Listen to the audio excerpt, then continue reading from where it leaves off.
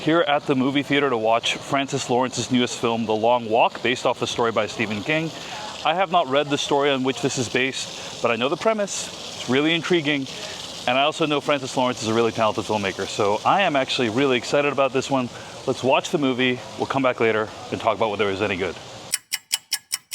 Just got out of the movie. Imagine if America built a system where everyone had the illusion of voluntary participation, but in reality, they have to participate.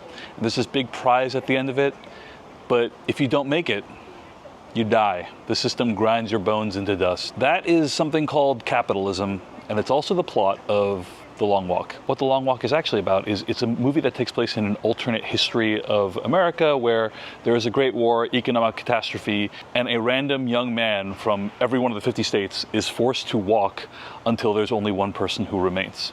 And whoever gets to the end, they get a huge prize, whatever their heart desires, and a lot of money. I love this movie. I think it really speaks to our current moment, the moment that we're in America right now.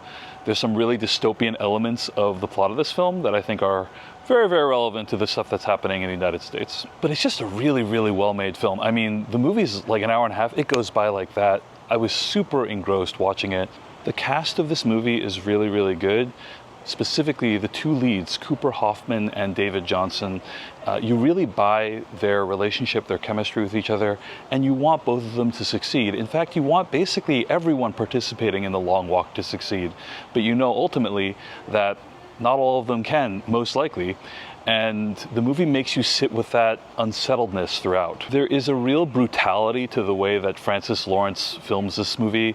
He wants you to experience the visceral, upsetting nature of every single death. Every single death is really graphic. Ultimately, I think this movie is about America's callousness towards life in pursuit of its own glory. And I think it's a really, really sharp critique that everyone needs to watch. So I thought this movie was excellent. It's actually probably one of my favorite films of the year.